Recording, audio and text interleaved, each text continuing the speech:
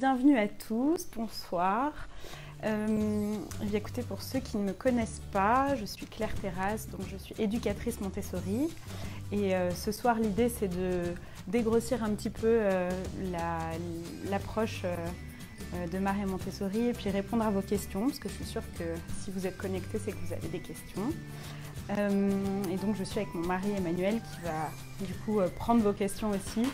Comme ça, je pourrais être vraiment pleinement avec vous et puis répondre aux questions que vous vous posez. Voilà. Tu as Kelly qui nous a rejoint aussi. Ah bah salut Kelly. En tout cas, je suis très très contente de vous avoir ce soir.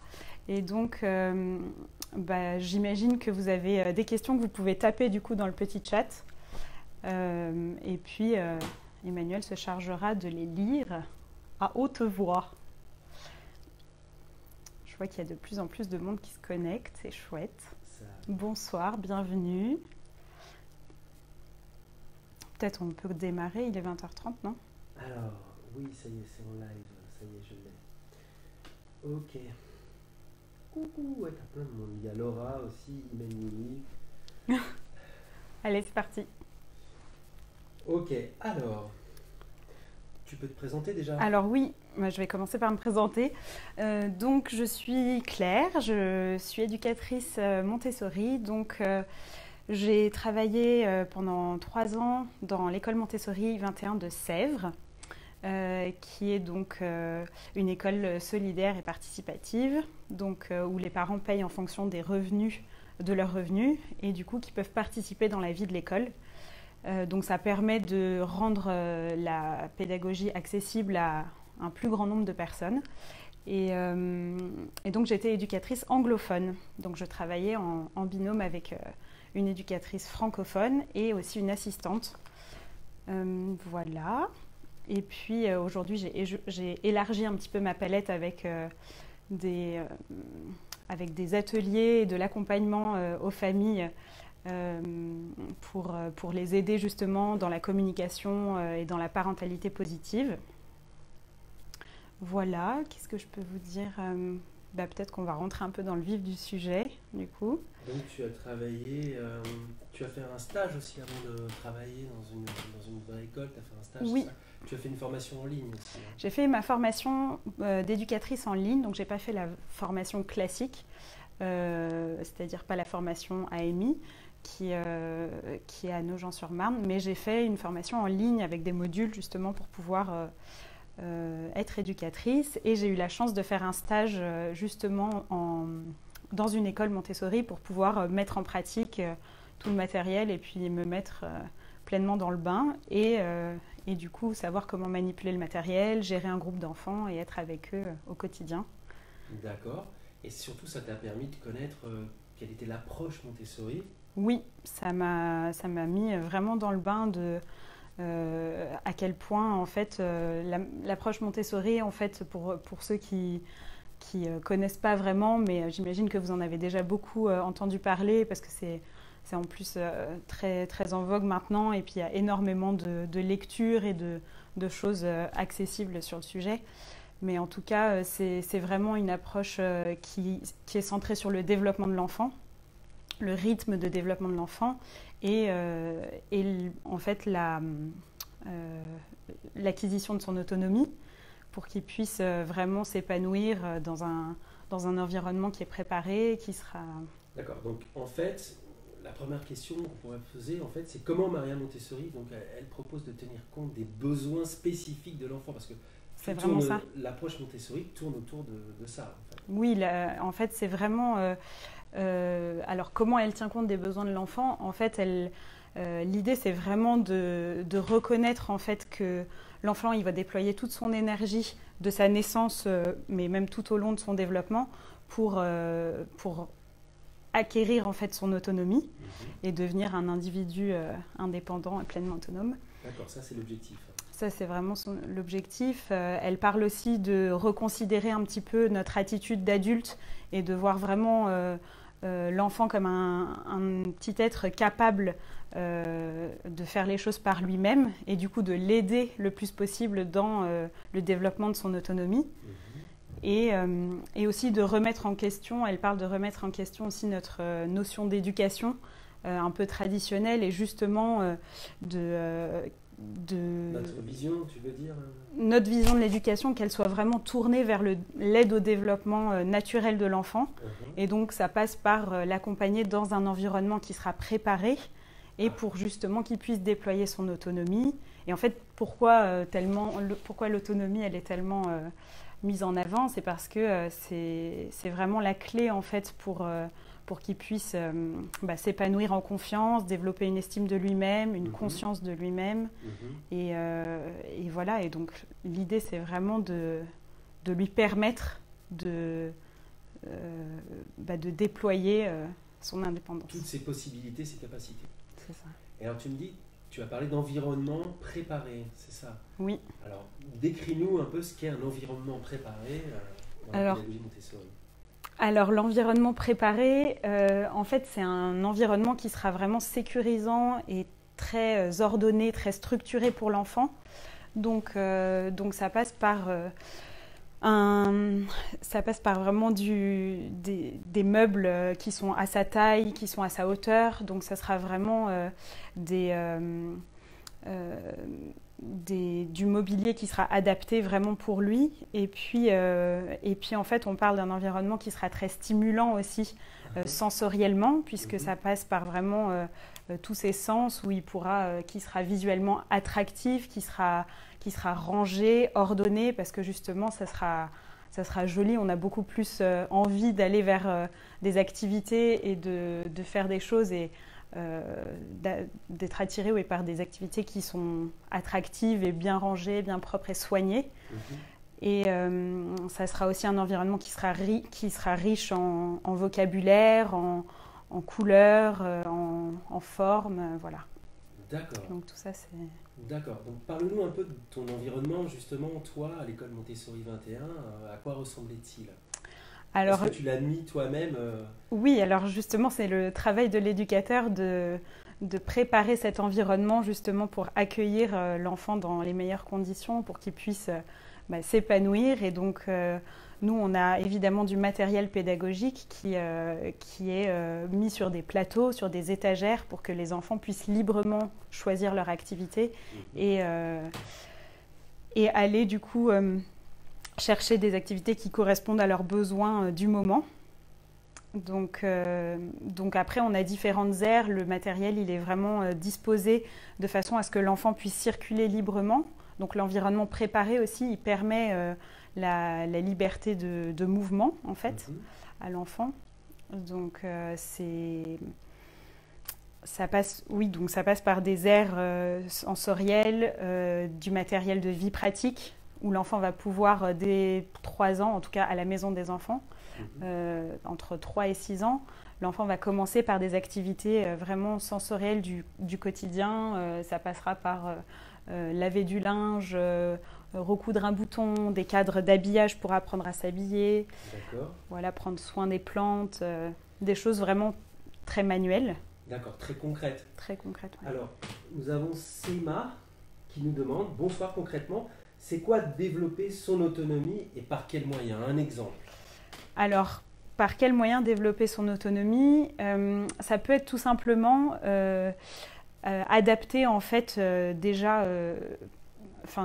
adapter l'environnement de la maison, parce que c'est vrai que c'est pas obligatoire d'être dans une école Montessori pour favoriser l'autonomie.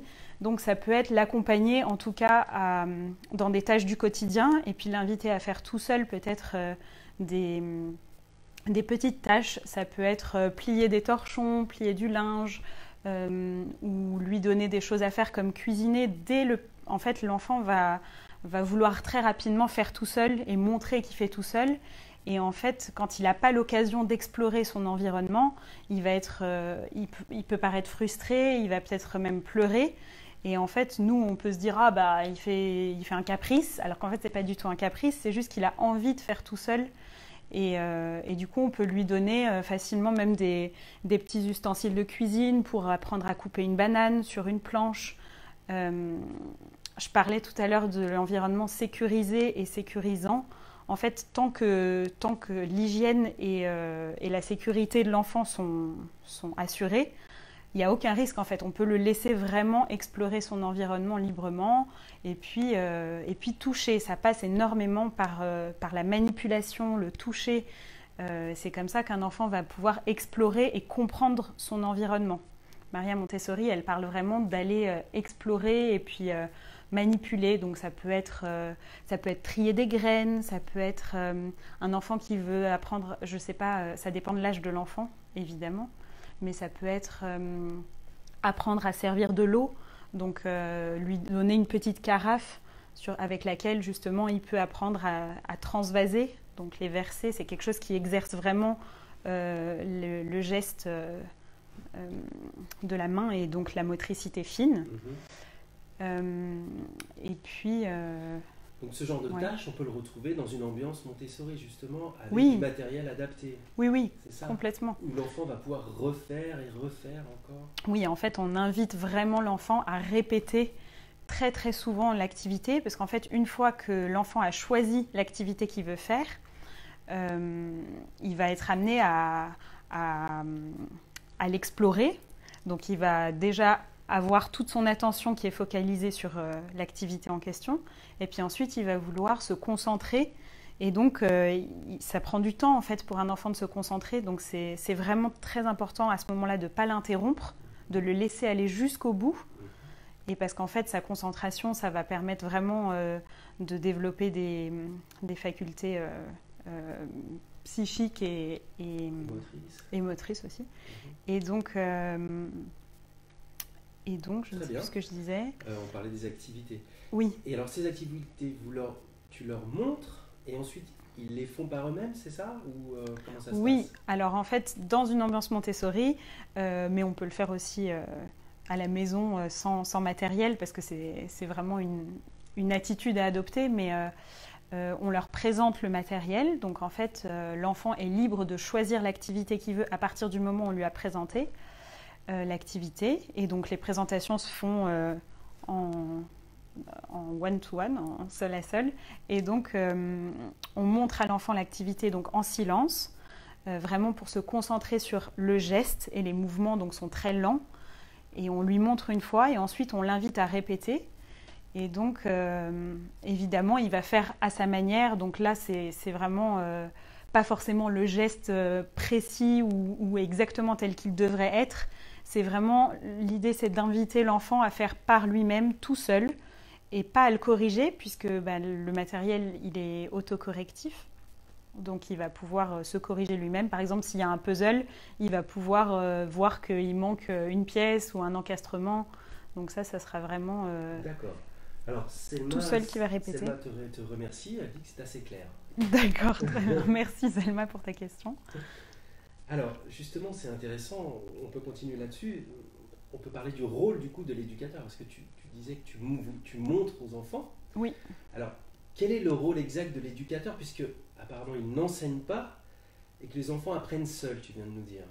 Peux-tu nous en dire plus là-dessus? Oui, alors en fait, c'est vrai que le rôle de l'éducateur, on pourrait être tenté de croire que en fait, l'éducateur ne fait rien, parce qu'en fait, il a vraiment une position de retrait. C'est quelqu'un qui ne va pas juger ou pas évaluer ce que fait l'enfant, mais Maria Montessori, elle dit qu'il fait vraiment partie de l'environnement et qu'en fait, il est justement là pour guider l'enfant vers ses centres d'intérêt, et puis le guider peut-être dans ses choix, parce que pour un enfant, choisir une activité parmi plein de plateaux, tous attrayants et où il ne sait pas trop donner de la tête, nous, on peut l'orienter, et ça fait partie justement de tout le processus d'autonomie, de choisir librement son activité.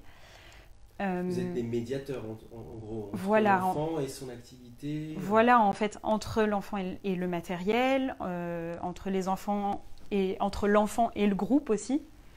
Et donc, on est vraiment un guide. Donc, nous, on est là pour observer beaucoup l'enfant et voilà, et pour l'amener et l'éveiller, en tout cas, éveiller sa curiosité, sa créativité.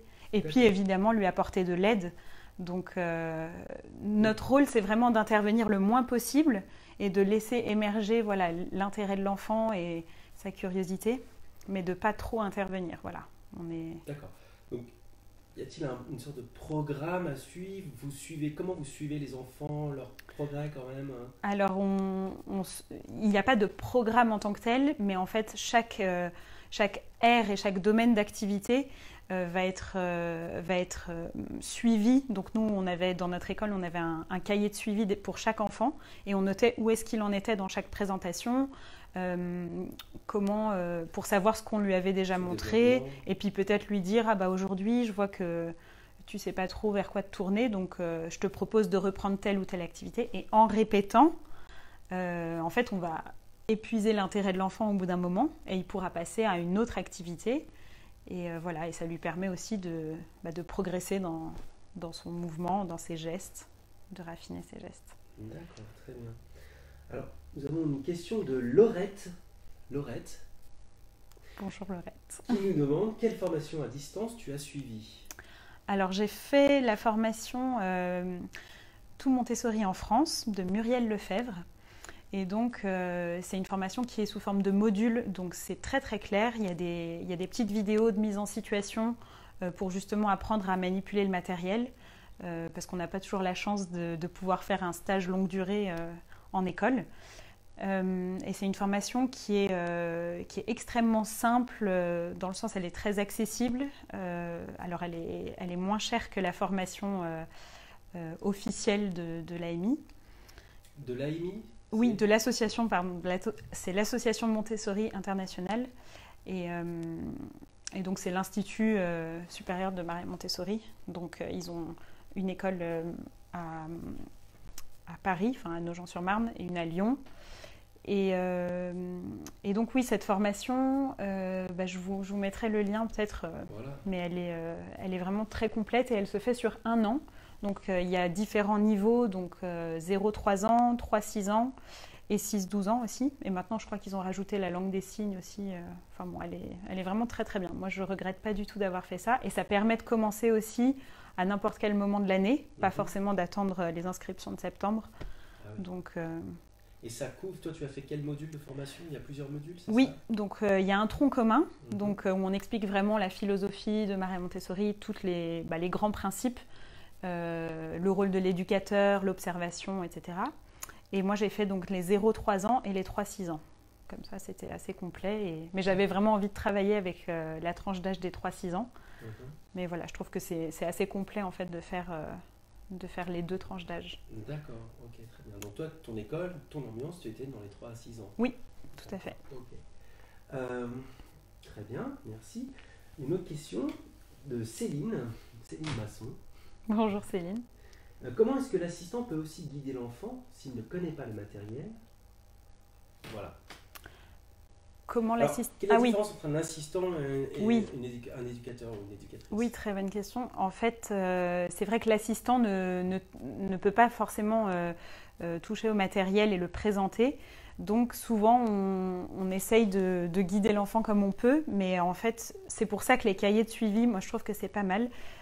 Justement, nous, on avait une assistante qui essayait en tout cas de voir où en était l'enfant, donc ce qu'on lui avait déjà présenté, et puis de lui donner peut-être 1 ou 2 choix et de lui dire, bah voilà, entre tel et tel matériel, est-ce que tu aimerais celui-ci ou celui-là?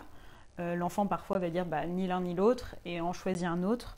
Mais en tout cas de le guider, c'est vrai que c'est pas évident, mais en fait il faut vraiment, je pense, observer un temps l'enfant et avoir un peu un recul et se dire bon bah où est-ce qu'il en est, qu'est-ce qui pourrait le stimuler, quel genre d'activité il aime faire, et puis en discuter peut-être avec lui. Après, quand on voit un enfant qui tourne beaucoup dans une ambiance et qui ne sait pas trop où aller et qui est tenté de déranger un autre enfant, bah, de lui rappeler peut-être, bah voilà, tu peux ne pas travailler ou ne prendre aucune activité, mais voilà, ou aller observer peut-être un enfant qui est en train de faire quelque chose, peut-être que ça va l'éveiller ensuite à sa curiosité à faire son activité après. D'accord. Voilà, je ne sais pas si ça répond à ta question, mais... C'est très bien. Alors justement, ça m'amène une autre question. euh, justement, quel est le degré, dans ce cadre-là, de liberté, hein, quel est le degré de liberté dans cette pédagogie Montessori parce que... Oui. Alors, en fait, cette liberté, elle est un peu triple parce qu'il y a la liberté de mouvement déjà. Donc, je ne sais pas trop regarder, mais bon, je te regarde toi. Vas-y, vas-y. Il y a beaucoup de... En fait, l'enfant, il est libre déjà de se mouvoir dans l'ambiance. Donc, il va contourner les objets, les tapis, les autres. Donc, il y a vraiment une motricité globale qui lui permet déjà de construire sa volonté, son intelligence. Enfin, voilà, ça passe beaucoup par le mouvement. Et puis, ils sont forcément dans un cadre quand même parce qu'il y a des règles établies, donc Voilà, on ne fait pas ce qu'on veut. Non, non, bien sûr qu'il y a la liberté de choix, dans le sens où il choisit son activité, mais évidemment, il faut qu'on lui ait présenté l'activité. Et puis, voilà, dans le respect des règles et des codes sociaux, et puis le respect du groupe. Il y a des règles très simples, mais voilà, on ne dérange pas un enfant qui travaille. Donc, nous, on mettait en place toujours de mettre la main sur l'épaule pour pouvoir dire, bah voilà, si un enfant a besoin d'aide et que moi je suis en présentation, voilà, il peut mettre sa petite main sur l'épaule et puis nous on lui fait signe qu'on a bien compris qu'il avait besoin d'aide mais qu'on n'était pas disponible pour le moment. Donc ça c'est une manière de vraiment faire aussi du lien. Et ça marchait ça réellement? Oui, ça marche, ça marche. Alors parfois il faut le redire, mais oui, oui, c'est vraiment des codes voilà, où on essaye de pas donner des interdits aux enfants, mais plus des ressources de ce qu'ils peuvent faire et pas des limites et des choses à la négative. Donc on va pas lui dire ne crie pas ou ne cours pas dans l'ambiance, on va lui dire tu te souviens comment on marche? Donc on lui remonte comment on marche. Ou vous vous souvenez qu'on parle avec une petite voix, une voix posée pour que le calme se rétablisse dans l'ambiance. D'accord. Que ce soit propice aussi. Alors justement, dans ces ambiances, quelqu'un t'avait fait une remarque, qu'il se dégageait une atmosphère très sérieuse, très calme. Oui, c'est vrai que je ne sais pas si vous avez vu Le Maître et l'Enfant, ce film justement où ça paraît un peu idyllique parce que cette ambiance où il n'y a aucun enfant qui crie, qui chahute, qui est vraiment... ils sont tous au travail, en activité, complètement absorbés. C'est vrai que le calme et le silence sont vraiment propices à la concentration des enfants. Donc on essaye de maintenir ça, mais c'est vrai que quand un enfant est concentré et pleinement à ce qu'il fait, bah, en fait, il n'a pas forcément besoin de sauter, crier, danser. Après, on lui propose aussi, il y a plein d'écoles qui ont un accès vers l'extérieur, donc où ils peuvent aller se dépenser, mettre les mains dans la terre, jardiner, planter des graines, ça c'est super. Voilà, mais sinon c'est vrai que l'ambiance est plutôt calme. D'accord. Alors pour revenir à ce que tu disais tout à l'heure à propos des règles, tu as Diane qui nous a rejoint, qui te pose la question, qui dit c'est comme les règles positives dont vous m'avez parlé. Oui. Tu sais, à propos de dire aux enfants. Oui, complètement, oui. C'est vraiment, vraiment ça, c'est mettre plutôt des règles qui sont plutôt tournées vers ce que l'enfant peut faire, de dire, bah voilà, est-ce que tu peux marcher sur le trottoir ou j'attends de toi que tu gardes l'eau dans le bol, histoire de dire, surtout renverse pas. Voilà, c'est plutôt tourné vers positif. Merci Diane pour cette petite... remarque. Et alors, Mélinda a une bonne intervention là-dessus. Comment tu fais quand les enfants ne coopèrent pas, hein? Alors, quand un enfant ne coopère pas, comment on va l'amener à coopérer? Voilà, qu'est-ce que tu fais? Par exemple, on parle de la discipline, ou peut-être, tu vois, voilà, quand il ne coopère pas, il ne veut pas mettre sa petite main là. Mais on peut lui rappeler. En fait, le rappel de la règle peut vraiment aider l'enfant à se souvenir. En fait, un enfant qui ne coopère pas, c'est peut-être parce qu'il n'a pas compris forcément ce qu'on attendait de lui, ou qu'il l'a compris mais qu'il ne sait pas comment le transposer dans sa réalité d'enfant. Donc il a besoin peut-être qu'on lui réexplique comment faire. Par exemple, quand on demande à un enfant de chuchoter, on peut lui réexpliquer, voilà, moi j'attends de toi que tu chuchotes, ou que tu parles avec une petite voix. Comment faire? Alors qu'est-ce qu'on peut faire? ou un enfant qui bouscule un autre et voilà, ou qui refuse de coopérer, on peut essayer de voir avec lui qu'est-ce qui se passe. Est-ce qu'il a besoin d'entrer en contact? Est-ce qu'il y a un besoin chez lui qui n'est pas satisfait? Comment on peut justement... Est-ce que tu as un cas concret à nous dire, un exemple Oui. concret de ton... Oui, d'un enfant qui ne coopère pas. Oui, voilà, oui, ton plein. école, Oui, on peut essayer de... Par exemple, un enfant qui renverse quelque chose, au lieu d'essayer de lui dire, regarde ce que tu as fait, il faut ramasser, c'est pas possible, t'es encore maladroit, t'es encore renversé. On peut essayer de... Et du coup, ça va pas du tout lui donner envie de réparer ou de ramasser. Tu as eu ce cas, donc? Oui, ça arrive très souvent qu'un enfant, sans faire exprès, renverse quelque chose ou casse quelque chose. On peut lui donner l'occasion de réparer ce qu'il a fait en lui demandant qu'est-ce qu'on peut faire, et donc de décrire ce qu'on voit très simplement en lui disant oh là là, je vois qu'il y a de l'eau par terre, je vois un vase cassé, des fleurs qui ont besoin d'eau, qu'est-ce qu'on peut faire? Puis alors là, l'enfant il est souvent il regarde et puis il se dit oh là là, il va chercher en fait lui-même à réparer. Il va se dire ah oui, on peut aller chercher une éponge. Ah d'accord. Alors si vraiment l'enfant est complètement dépourvu de ressources et qu'il ne voit pas du tout, on peut lui dire peut-être qu'on pourrait aller chercher l'éponge. Mais voilà, généralement l'inciter à juste décrire sans attaquer la personnalité de l'enfant, sans lui dire tu as fait ça, mais voilà, l'inviter à trouver la solution par lui-même, lui rappeler la règle toujours, et puis voir si la consigne qu'on lui a donnée au départ, est-ce qu'elle a du sens pour lui? Est-ce que c'est quelque chose qu'on a mis en place parce que c'est pour notre confort, parce que c'est pour notre bien-être, ou est-ce qu'elle fait vraiment sens? Est-ce qu'il y a un danger? Est-ce qu'on peut lâcher prise pour une fois parce que c'est pas très grave? Voilà, c'est tout ça qu'il faut prendre en compte. D'accord. Et parfois, on n'a pas la clé sur le moment, et en fait, c'est humain. Et voilà, pouvoir aussi, du coup je dérive un peu, mais je trouve que vraiment c'est important que l'enfant se rende compte qu'il a le droit en fait de faire des erreurs, et que c'est une source d'apprentissage pour lui, et que justement, oui, vraiment, Maria Montessori, elle insiste beaucoup sur ça. C'est ça. Et en fait, lui montrer que nous aussi, on peut se tromper, on peut avoir un mot plus haut que l'autre. Ça va vraiment l'aider aussi à se permettre de faire des choses et à explorer du coup plus, et donc à prendre son envol, son autonomie. Voilà, ça participe de ça.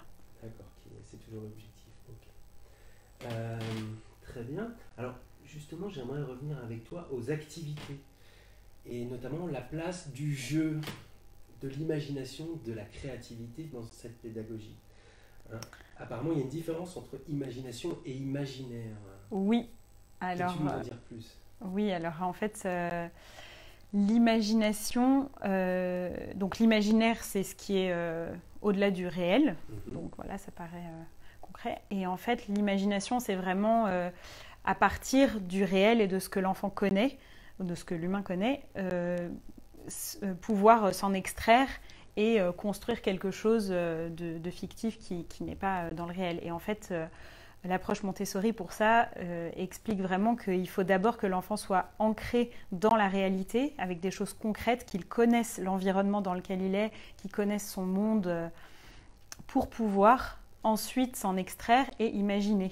Donc c'est vrai qu'on attache beaucoup d'importance, en tout cas de 0 à 6 ans, à ce que l'enfant soit pleinement dans la vie réelle. Donc avec pas de fées, pas de licornes, pas de pirates et de princesses avec des petits lutins. Mais en tout cas, voilà, de lui dire, déjà la réalité, elle est très vaste et elle est très très riche. Et appuie-toi là-dessus déjà. Voilà, de s'appuyer. C'est pour ça que d'ailleurs dans les activités qu'on propose, et dans les livres qu'on propose, on va vraiment mettre l'accent sur des choses où l'enfant peut s'identifier. Par exemple, nous, on proposait beaucoup de livres sur la danse, la ferme, les pompiers, enfin voilà, des choses très concrètes sur les métiers, la nature. Il y a énormément de choses à explorer avec les enfants sur les saisons, qu'ils puissent prendre conscience des cycles de la vie, de la météo. Voilà, nous on faisait tous les jours la météo dans l'ambiance, donc alors quel temps il fait, quelle humeur ça peut déclencher chez nous de voir un orage, est-ce qu'on se sent plus stressé ou voilà, tout ça D'accord. Oui. Ça fait partie des socles. Ouais. Et donc du coup ça m'amène au jeu. Est-ce qu'il y a des jeux dans une ambiance Montessori ou tu parlais de travail? Oui, on dit souvent que l'enfant est au travail. Alors, ça peut faire peur comme ça parce qu'on se dit, bah, travail, c'est tout de suite quelque chose de contraignant et on a un peu cette notion dépréciative du travail, alors qu'en fait, ça peut être très bon justement de valoriser l'effort et ça peut être très gratifiant pour un enfant de lui montrer qu'en fait, quand on parle de travail, c'est pour lui montrer que tous ses efforts, quand il fait une activité, sont tout à fait respectables et que il ne fait pas la distinction, lui, entre le jeu et le travail. Donc un jeu, si on peut dire, une activité, il faut qu'elle soit stimulante, il faut qu'elle soit attrayante, qu'elle ait un objectif simple, voire même unique. Vous savez, il y a plein de jeux qui sont très très stimulants parce que ils ont plein de couleurs, ils clignotent, ils sont dans des matériaux voilà, où il y a plein de choses à explorer. Et en fait, parfois, ça peut être trop pour l'enfant. Donc oui, en fait, le jeu, c'est... je me perds un peu je pars dans plein de directions, mais oui, en fait, l'enfant qui est au travail, c'est juste lui dire, bah, voilà, prends une activité, et vous savez, il a une vraie mission, en fait. Souvent, quand on le voit, il est là, il balaye, il va juste vouloir se mettre en mouvement et faire, voilà, comment on dit, explorer de plus en plus des gestes qui vont l'aider à se construire. D'accord. Et il va être pleinement concentré. Donc en fait, pour lui, c'est un travail. C'est quelque chose qui va mobiliser toutes ses ressources. D'accord. D'où le fait qu'il existe beaucoup de matériel qui permettent quand même la créativité. Hein, tu as un espace dédié à l'art. Oui, peinture, oui, il y a beaucoup. Collage, dessin, quand même. C'est oui. pas non plus, oui, en fait, une fois qu'il connaît son environnement et qu'il a exploré plein d'activités concrètes, il peut ensuite s'exprimer. C'est comme le langage. Une fois qu'il maîtrise les mots, il va pouvoir jouer avec. D'ailleurs, on propose aux enfants qui sont dans la période sensible du langage de construire eux-mêmes leurs propres mots avec l'alphabet mobile, donc des lettres. Et on va pas imposer d'écrire quelque chose à l'enfant. C'est vraiment l'enfant qui va dire bah, moi j'ai envie d'écrire maman va au marché m'acheter des caramels par exemple. Et donc voilà, il va vraiment jouer avec les mots, le dessin et la peinture, le collage. Voilà, tout ça c'est des choses qui permettent de s'exprimer librement, bien sûr. D'accord. J'en reviens aux contes parce que Mélinda nous dit, on dit pourtant que les contes permettent aux enfants d'exprimer leurs craintes et aussi de rêver. Mais les contes sont au-delà, sont dans l'imaginaire, mais... Oui, ils permettent bien sûr de rêver. Mais en fait, évidemment que les enfants peuvent explorer librement ensuite tout ce champ des choses imaginaires. Mais pour le très jeune enfant, c'est vrai que c'est important d'abord qu'il soit ancré dans la réalité et qu'il connaisse l'environnement qui l'entoure. C'est ça qui va lui permettre ensuite de pouvoir imaginer. Mais souvent, quand on parle si on parle à un enfant de 2 ans de dragons et je sais pas, de choses qui n'existent pas, voilà, ça va être très difficile pour lui de savoir, déjà de l'imaginer, parce qu'en fait, ça va être ce que l'adulte a calqué en fait et va lui imposer comme image et lui projeter dont il va se nourrir, mais en fait c'est pas lui qui va, avec sa compréhension du réel, pouvoir se l'imaginer. Je sais pas si c'est clair, mais c'était très clair pour moi. Non mais très bien. Voilà. Ok. On va revenir sur d'autres choses un petit peu plus basiques. On continue.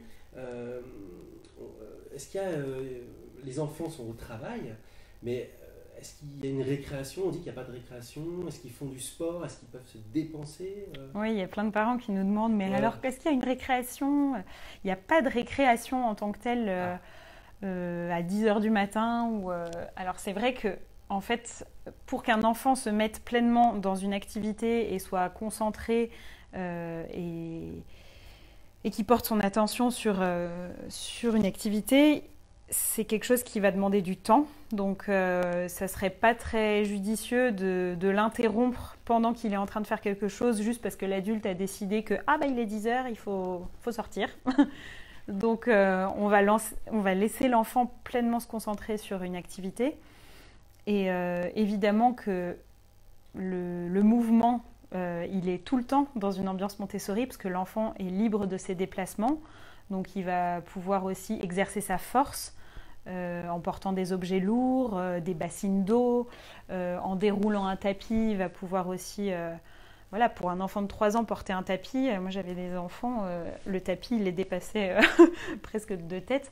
Mais voilà, il exerce en fait, il se dépense physiquement et il est en mouvement perpétuellement. Donc, il n'est ça pas aussi, assis ça va derrière une construire sa chaise. volonté. Non, non, ils ne sont pas du tout. D'accord. Mais s'il souhaite sortir, par contre, Alors, s'il souhaite sortir ou si on voit qu'un enfant est agité, alors d'ailleurs, c'est marrant, un enfant qui est agacé ou qui est agité, on aurait tendance à se dire ah ben il faut qu'il aille se défouler ou qu'il aille se libérer. Pas forcément. En fait, ça peut être intéressant pour lui de canaliser toute cette énergie et de l'inviter à faire une activité très minutieuse où il va peut-être dessiner sur un petit bout de papier ou découper des petites bandelettes, parce que justement, ça va le recentrer, c'est des activités de recentrage, et ça lui permet bah voilà, de s'apaiser, tout simplement. Et si un enfant veut vraiment grimper ou sauter ou crier dehors, et qu'il a un espace prévu pour ça, évidemment, on peut le laisser sortir. Après, il y a des temps, nous, je sais qu'on adaptait des moments dans la matinée pour que les enfants puissent sortir et pas les contraindre à l'intérieur, parce que quand les enfants ont vraiment envie, bah, bien sûr que c'est tout aussi important que de les garder mobilisés sur un travail dedans. Mais bien sûr qu'on leur permet l'accès à l'extérieur. d'accord. Mais ils sortent aussi en plein air, donc ils font des activités en plein Oui, air. oui, oui. Alors il y a plein d'écoles où il y a des cours aussi, où il y a des sorties au parc, où ils peuvent justement aller se dépenser. Et à midi, de toute façon, pour oxygéner le cerveau, ils sont de toute façon amenés en cours de récréation. Et donc, soit c'est après le déjeuner, avant la sieste. Après, chaque école a son fonctionnement, mais c'est vrai que c'est de toute façon, il y a une pause à midi. D'accord. Et alors justement, comment ça se passe la pause déjeuner? Alors, la pause déjeuner, comment Est-ce ça que se c'est passe? simple? Enfin, ça dépend des écoles peut-être. Oui, bah, en fait, les temps du repas, c'est vraiment un temps pédagogique à part entière, parce que c'est des moments où l'enfant va apprendre à verser, à se servir bah, sa petite lunchbox, son repas, savoir ce qu'il veut manger, en quelle quantité. Donc tout ça, ça fait partie aussi de l'apprentissage de l'autonomie, et puis ça lui permet vraiment d'apprendre la vie en société aussi, et de respecter les autres, de demander si on a envie de goûter le plat du copain, d'apprendre, de patienter, et puis Oui, ce sont des moments sociaux, pardon. Aussi pour le oui, développement. oui, oui. Et on leur apprend justement ensuite à débarrasser aussi leur table, nettoyer. Ça permet aussi d'exercer sa motricité fine, parce que bah, si on renverse son verre d'eau, bah, on va chercher l'éponge, on va les inviter à nettoyer. Ça peut être un moment sympa aussi pour dénombrer, je sais pas, ces petites tomates cerises. Enfin voilà, c'est des moments très conviviaux ou qui sont dans le partage et où on est en groupe pour le coup, parce que c'est vrai que le reste du temps, on est souvent quand même dans un travail individuel. Donc c'est des moments précieux, et puis généralement c'est très riche en échanges aussi, parce que les enfants peuvent voilà, discuter, et puis moi j'adorais vraiment les moments du repas. C'est vrai. Et les enfants donc après vont eux-mêmes poser leur matériel, ranger, c'est ça? Oui, alors oui, pour le... Vous les aidez, mais en fait, à préparer les repas, mais c'est eux-mêmes qui... Oui, oui, en fait, non, même ils préparent tout seul. En fait, on leur apprend justement comment mettre la table, mettre le couvert. Il y a une activité d'ailleurs qui s'appelle Ils ont des couteaux aussi, apprendre à mettre la table. Ils ont des vrais couteaux qui coupent et avec des vraies lames. Oh. Et ils ont évidemment tout à leur portée. En fait, c'est quelque chose que vous pouvez aussi faire d'ailleurs à la maison, de mettre à la portée des enfants, à leur hauteur, des petites étagères avec des rangements, avec des assiettes, un petit meuble fermé peut-être, et dans laquelle on invite l'enfant à ranger l'activité une fois qu'il l'a prise. Donc comme ça lui apprend aussi l'ordre intérieur.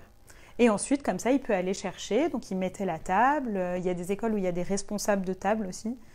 Et donc, pour aller chercher de l'eau pour tout le groupe dans une carafe et puis servir de l'eau à chacun. Donc, c'est très marrant. Il y a des enfants qui disent « Ah non, moi, j'ai envie de me servir tout seul. Tu ne me sers pas. Moi, tout seul. » Oui, oui. Et du coup, il prend sa petite carafe et puis il se sert. Puis l'autre est frustré parce qu'il veut servir tout le monde puisqu'il est responsable de table. Mais... oui, voilà, donc c'est des moments où en fait l'enfant après... alors après, voilà, il y a des enfants qui ne veulent pas du tout ranger après avoir mangé. Mais voilà, on leur montre quand même que pour quitter la table, il faut ranger son plateau avec ces petites choses. D'accord. Alors, Aurélie aussi a une question en parlant justement des enfants, des tout petits notamment. Oui. Elle dit bon, les tout petits peuvent déballer les activités un peu n'importe comment. On en revient aux activités, mais ça peut être lié aussi au temps du repas. Comment faites-vous pour leur faire intégrer les règles du rangement des activités ou du repas au fur et à mesure?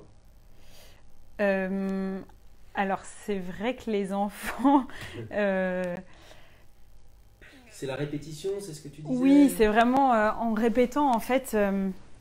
on essaye de leur montrer justement qu'il faut... Alors, au fur et à mesure, j'ai juste pas compris le au fur et à mesure, c'est...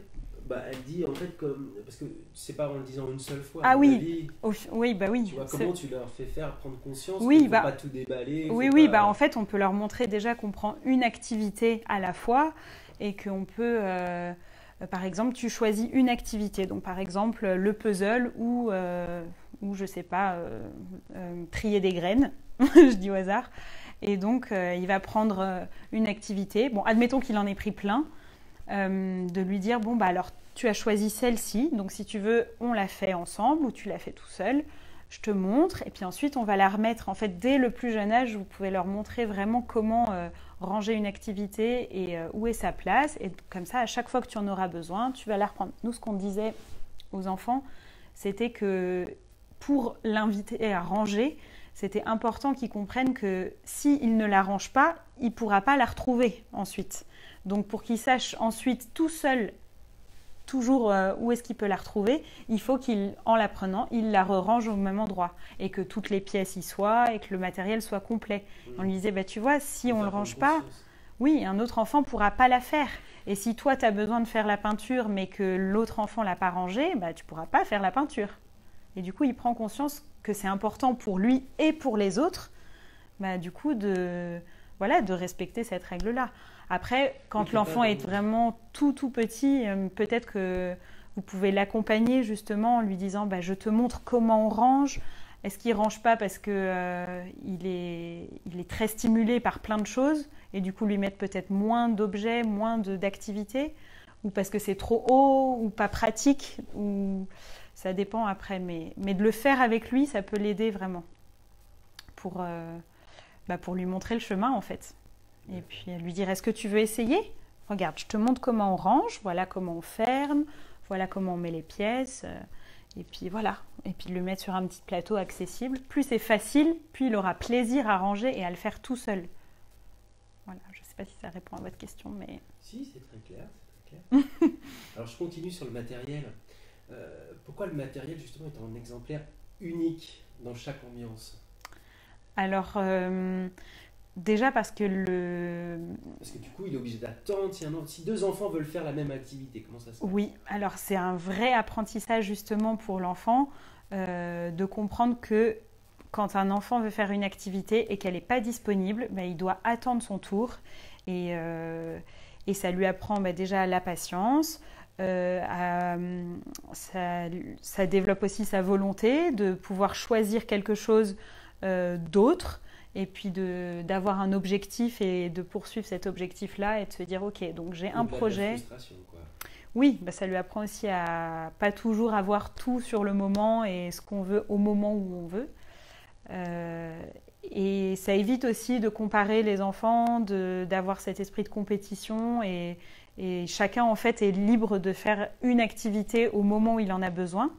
Donc voilà, s'il a très envie de la faire, il la fera peut-être après. Ça lui permet peut-être d'observer comment fait le copain et puis de vouloir faire à son tour. D'ailleurs, c'est super parce que les plus grands, en fait, souvent qui savent déjà faire l'activité, ils donnent un peu l'exemple aux plus jeunes. Et du coup, les petits sont stimulés et puis ont envie de faire. Et puis moi, j'avais des enfants qui me disaient « mais j'ai envie de faire une activité de grand » ou « moi aussi, bientôt, je vais pouvoir faire ce matériel ». Et puis ils ont cette fierté quand ils peuvent enfin avoir la présentation de cette activité. D'accord.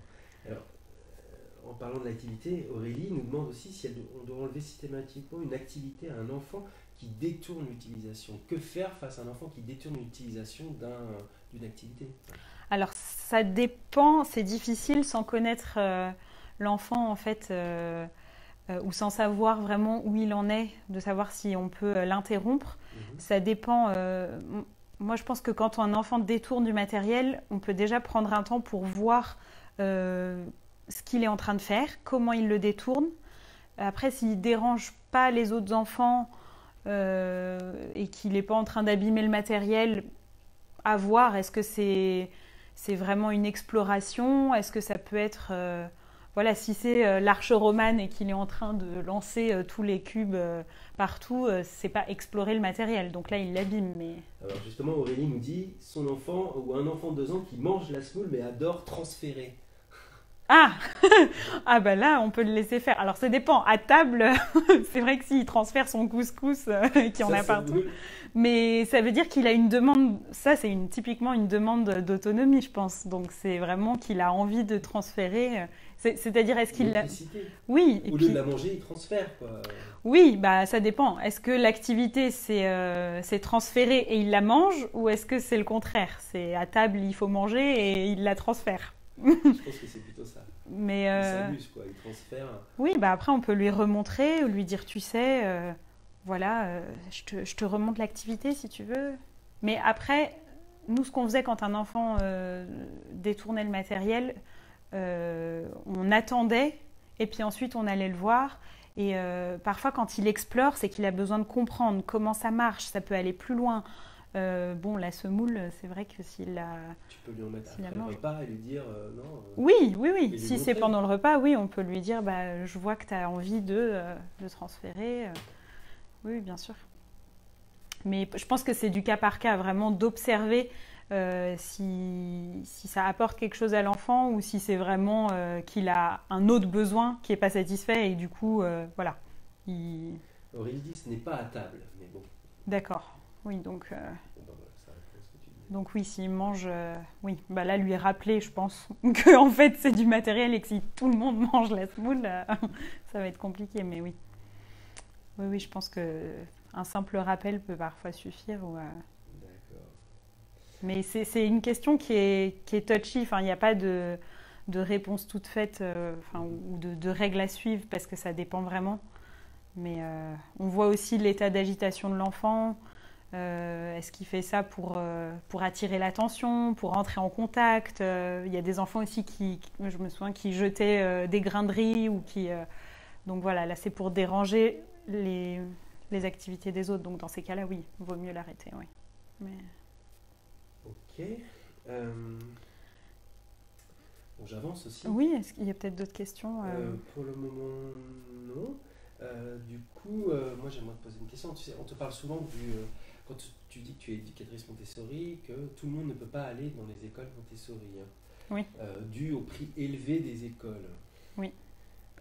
Pourquoi ce prix élevé Alors, tout simplement parce que c'est des écoles privées qui ne sont pas sous contrat donc de l'État, donc il n'y a pas de...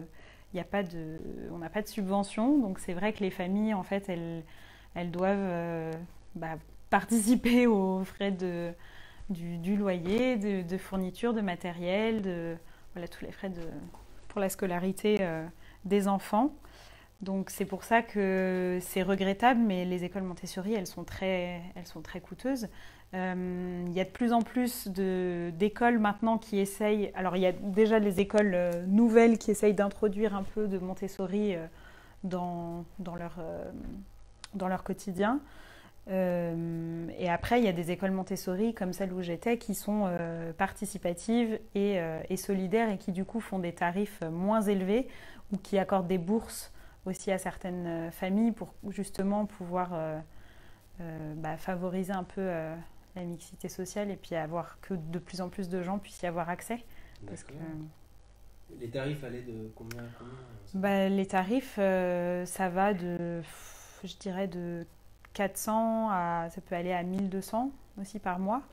Après, ça dépend des régions, des pays aussi, mais voilà. Et puis après, il y a parfois des systèmes de tarifs préférentiels pour quand on a 2 enfants inscrits dans la même école, parce que ça devient rapidement coûteux. Mais c'est vrai que ça reste encore peu accessible. Ouais.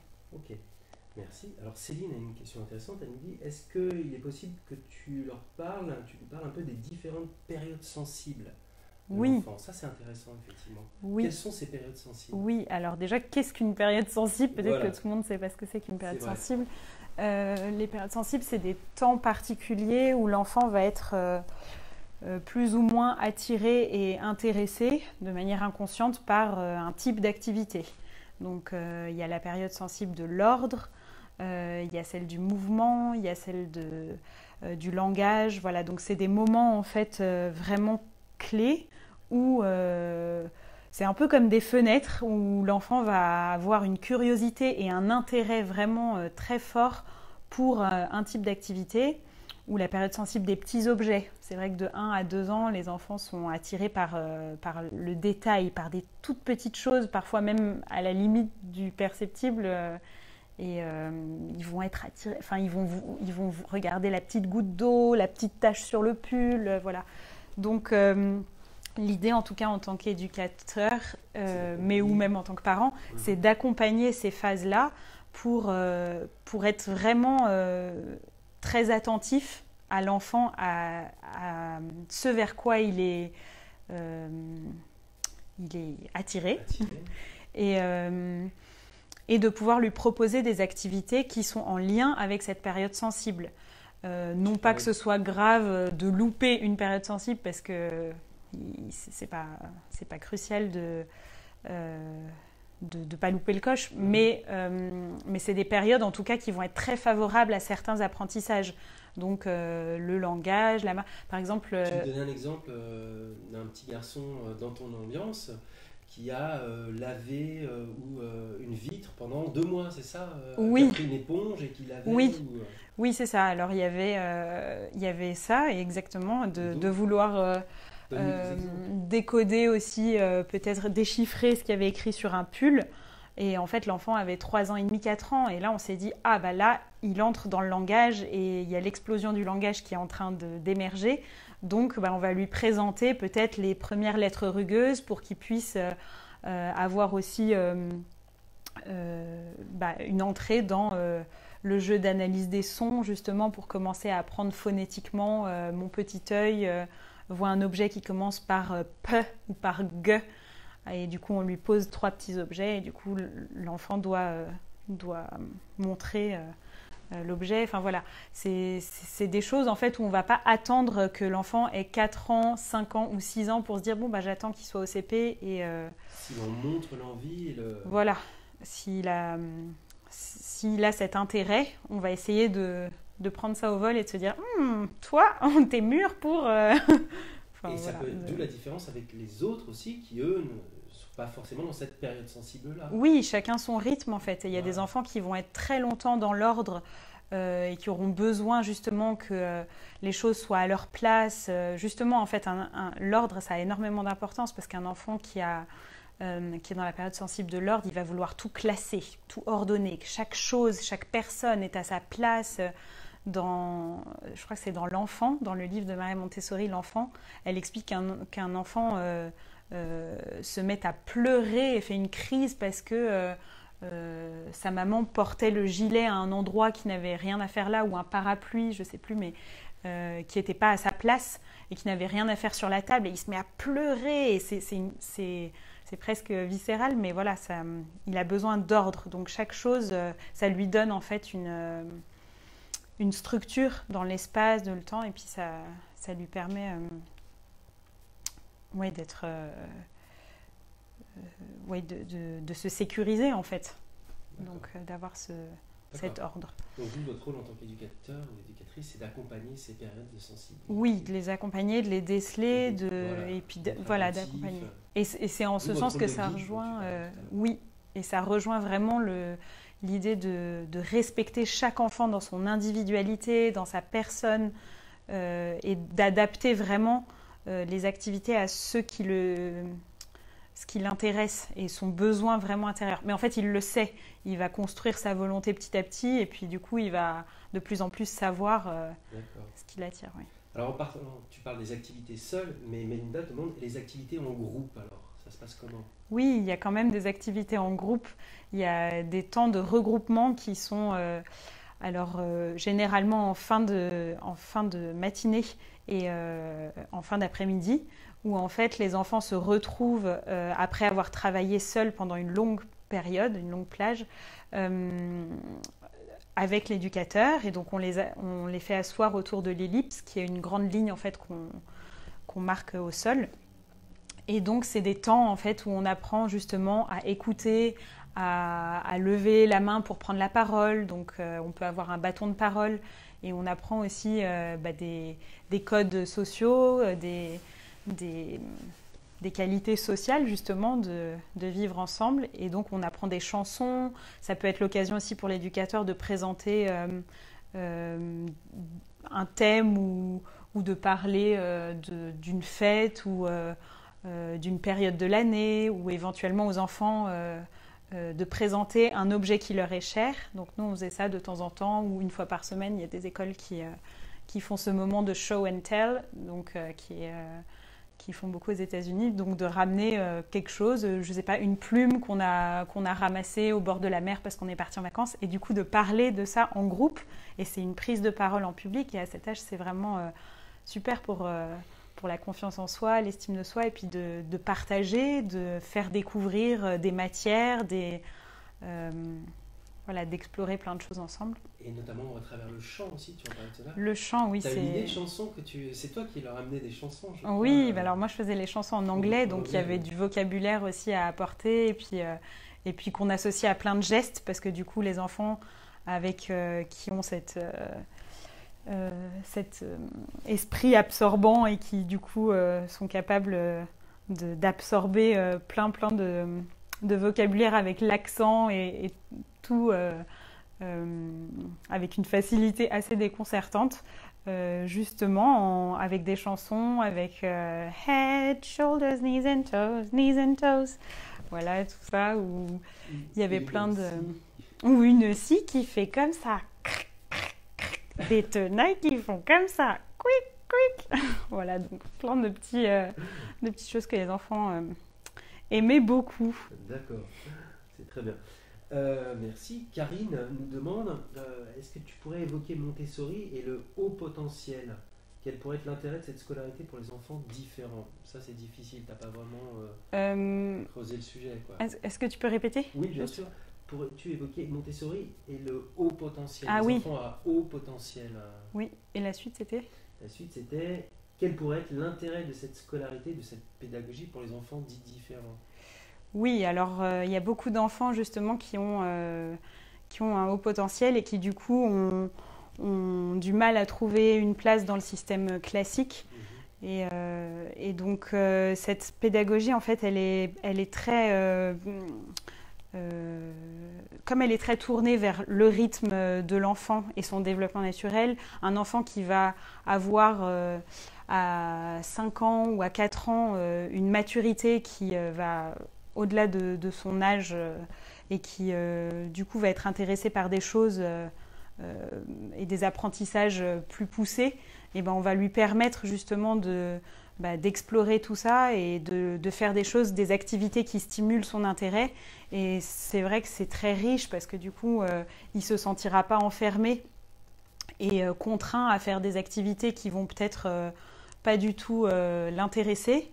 Et du coup, il pourrait perdre sa concentration. Et non, au contraire, justement, c'est un vrai défi pour nous de susciter son intérêt et de lui dire, voilà, du coup, tu es intéressé par les capitales, les drapeaux, voilà, de lui montrer quand même tout le processus. Donc, il ne s'agit pas de sauter tout de suite 3 activités et de lui dire, allez hop, on saute 8 classes, mais vraiment de l'accompagner et de trouver quelque chose qui le motive, parce que c'est un enfant qui, en plus, j'imagine, a besoin de repères affectifs, sociaux, de se sentir aussi appartenir au groupe.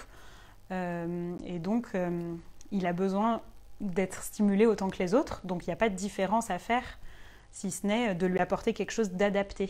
Je ne sais pas si ça répond à votre question. C'était Karine. Moi aussi, c'est intéressant, merci. Alors, Céline nous demande, c'est quoi exactement le temps grâce et courtoisie? Je me souviens de te l'avoir demandé. Ah oui. Alors, le temps... Oui, le temps grâce et courtoisie, c'est en fait un moment où... on va apprendre en fait aux enfants comment on peut appeler ça, des habiletés sociales qui seront des moments, par exemple, comment on peut apprendre à dire merci, à porter un objet avec minutie, avec attention. Ça peut être justement, ça peut être des moments qu'on peut évoquer en groupe, en regroupement et donc en rassemblement avec les autres, et dire qu'est-ce qu'on fait quand je sais pas, qu'est-ce qu'on fait quand on parle doucement, on s'exprime. Oui, calme, oui, voilà, en fait, c'est rappeler qu'est-ce qu'on peut faire quand on a besoin d'un matériel et que l'autre est en train de le faire. Enfin, ça peut être social finalement pour le vivre ensemble. Oui, voilà, c'est ça. Donc, d'accord. Et ça me revient pas à l'esprit là, mais il y avait plein de petites activités en fait qu'on peut faire, des petits jeux de rôle en fait qu'on peut mettre sous forme de scénettes pour faire ça. Ok. Je suis frustrée parce que ça me revient pas en fait les exemples, mais. Tu avais des exemples de ton activité, à l'école et ça te revient pas? Oui, mais ça te reviendra peut-être plus tard. C'est ça. Voilà, c'est pas grave. C'est la fatigue. Alors, Émilie, bonsoir Émilie. Bonsoir. Te pose, toujours en lien avec les activités, ça intéresse beaucoup de monde. Quelles activités peuvent être proposées pour un enfant de 17 mois qui a du mal à rester motivé sur la même activité plus de 5 minutes? Alors, plus de 5 minutes, c'est déjà beaucoup, 5 minutes de se concentrer. Mois, ça fait 1 an et demi. Quoi. Oui, alors, après, ça sera... Plus. Alors, tout dépend, il n'y a pas de règle établie pour un enfant de 17 mois. Ça dépend évidemment où il en est, mais je ne sais pas ce qu'on peut lui proposer. Déjà, ça peut être des choses qui sont toutes simples, mais ça peut être... Pas d'écran, quoi, déjà, ça, non, déjà pas d'écran. Mais, tu pourras me dire après peut-être plus. Oui. Ça peut être des activités de collage, peut-être avec des petites gommettes. Ça peut être des emboîtements. Il y a des encastrements, des puzzles qui sont assez simples. Pas vraiment... je parle pas des puzzles avec 20-25 pièces, mais vraiment des choses... c'est vraiment des emboîtements, en fait, de grosses formes...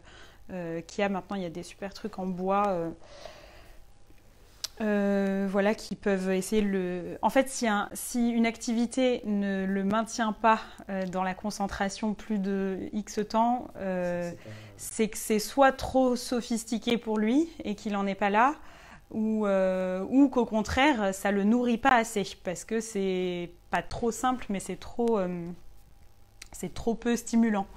Donc justement, il faut tâtonner, donc il faut essayer de prendre, je ne sais pas, ça peut être trier peut-être des petites graines de couleur, ou ça peut être, et dans ces cas-là, on peut même prendre des choses des haricots rouges, enfin des choses qu'on a à la maison. Hein.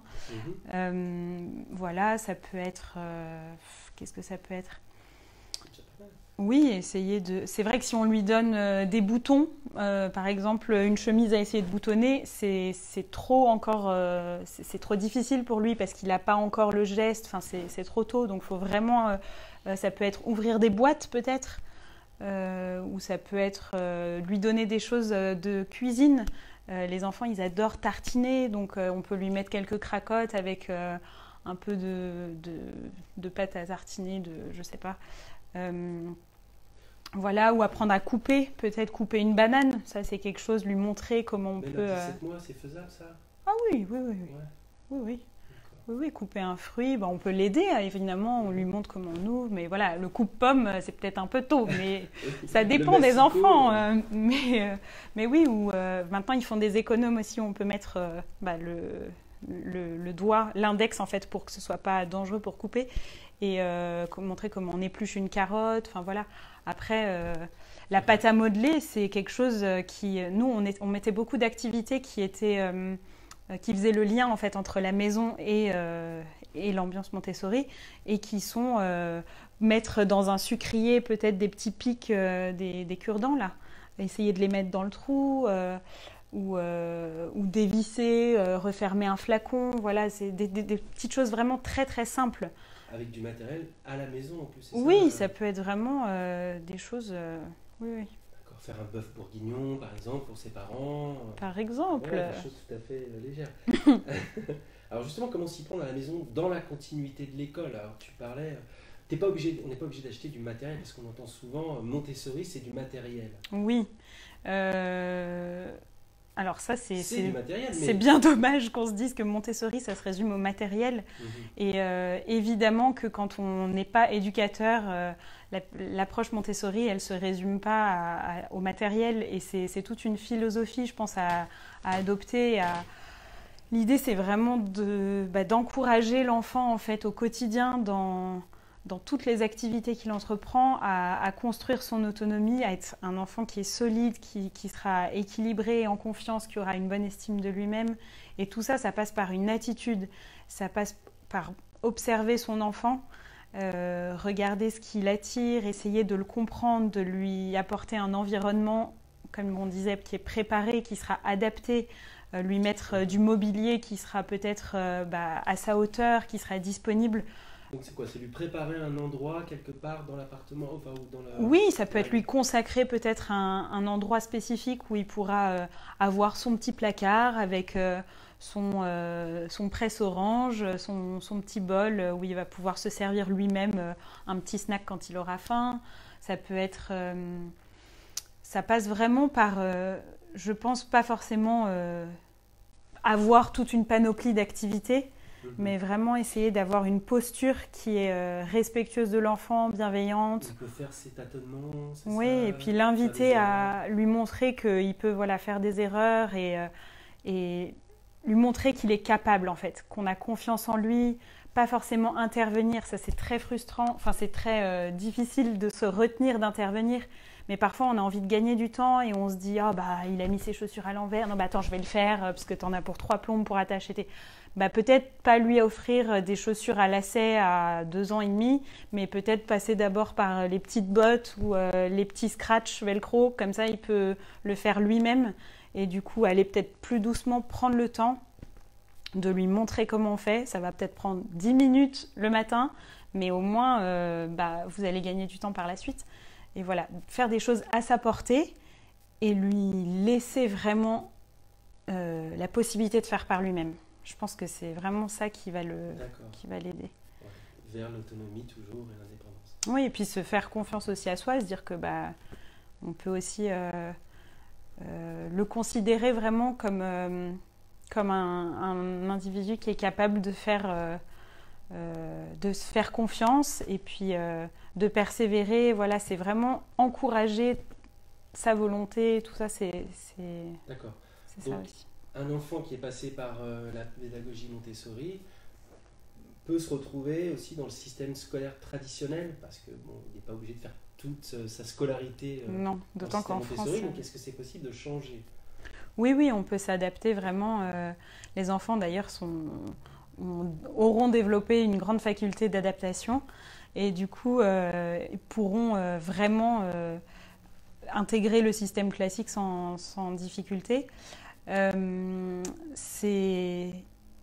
Ça va même au-delà, non? Oui, ça va même au-delà, c'est-à-dire qu'il n'y a pas de... Il n'y a pas d'enfant qui va être bloqué parce qu'il entre au CP et qu'il a fait une maternelle à Montessori. Au contraire, il aura développé une créativité, il aura pris confiance en lui, son estime de lui-même aussi se sera forgée. Donc je pense vraiment que, enfin en tout cas tous les exemples qu'on a d'enfants qui ont fait une maternelle Montessori et qui passent dans le public. Tu as peut-être tes anciens élèves, hein. Oui, qui sont vraiment... très bien et qui s'adaptent parce qu'en fait, voilà, on va au contraire, même parfois, ils vont même au-delà des apprentissages qui sont attendus au CP ou en CE1 et qui savent déjà compter, lire, voilà, ils s'adaptent, ils ont aussi une ouverture vers l'extérieur, une créativité qui s'est développée, donc... D'accord. Bon, bah, c'est bien, voilà. Les questions se tarissent. Est-ce que tu vois quelque chose dont on n'a pas parlé plein de choses, oui, mais c'est vrai qu'on a abordé déjà pas mal de sujets. Je ne sais pas, est-ce qu'il y a d'autres questions ou est-ce qu'on arrive vers la fin? On arrive à la fin, donc voilà, on avait pas mal de questions. Merci en tout cas d'avoir été... au rendez-vous. Je ne sais pas si vous avez encore des questions, c'est le moment. Voilà. Après, on raccroche. Non, mais merci en tout cas d'avoir été au rendez-vous. Et puis, c'est toujours un plaisir d'échanger. C'est pas évident quand on n'a pas les gens en face de soi, mais c'était une grande première pour moi. Mais en tout cas, c'était un plaisir. Et puis, j'ai senti quand même que vous étiez derrière l'écran, donc c'est chouette. Et n'hésitez pas si vous avez d'autres questions, même plus tard. Et du coup, je vous invite, si ce n'est pas fait, à éventuellement vous abonner à la page Parents et Enfants épanouis. Je vous ai mis aussi un lien, je vous mettrai un lien même vers des livres en fait, que je vous recommande, qui sont des lectures qui m'ont énormément nourrie et qui m'ont beaucoup aidée dans le quotidien, qui ne sont pas forcément que sur Montessori, mais en tout cas, voilà, qui seront sur mon site. Et puis, ton coaching, voilà. Ton coaching pour les parents, on a parlé des enfants, mais... C'est vrai, et j'accompagne aussi des familles du coup en coaching individuel, enfin en accompagnement, je préfère dire en accompagnement, qui ont des difficultés ou qui veulent apprendre à communiquer différemment avec les enfants. Et puis voilà, c'est une approche du coup qui est plutôt individuelle ou en groupe. Donc vous avez peut-être vu que je fais des ateliers aussi Faber et Maslich, qui du coup là sont plutôt en région lyonnaise. Et c'est quoi Faber et Maslich? Alors, vite fait, c'est une approche pour apprendre à communiquer du coup avec les enfants et apporter des clés en fait qui sont des outils concrets à mettre en pratique en fait dans le quotidien et que Adèle Faber et Hélène Maslich ont mis en pratique il y a une vingtaine d'années. Et voilà, et c'est sous forme d'ateliers, c'est des échanges très concrets et des témoignages entre des parents du coup qui peuvent échanger leur expérience et puis s'entraider. C'est 5-10 personnes, c'est ça qui sont... Voilà, c'est des groupes de 5 à 10 personnes qui peuvent... Quels peuvent être les thèmes par exemple? Alors ça peut être autour de la fratrie, donc les rivalités entre les frères et sœurs, et du coup comment apprendre à résoudre les conflits, parce que parfois on ne sait pas trop si on doit intervenir, quand, à quel moment, avec quels outils. Ça peut être apprendre à gérer un petit peu, accueillir les émotions de l'enfant et puis être l'intermédiaire du coup pour leur permettre d'exprimer, de verbaliser les émotions. Comment on peut contourner la punition, voilà, comment apprendre à mettre un cadre, des limites. Et puis susciter justement la coopération des enfants, donc les apprendre à coopérer, voilà tout ça. Donc j'espère que j'aurai l'occasion d'échanger avec vous prochainement. Et puis merci beaucoup en tout cas d'avoir été là. Je vous souhaite une très très bonne soirée et à très vite. Merci.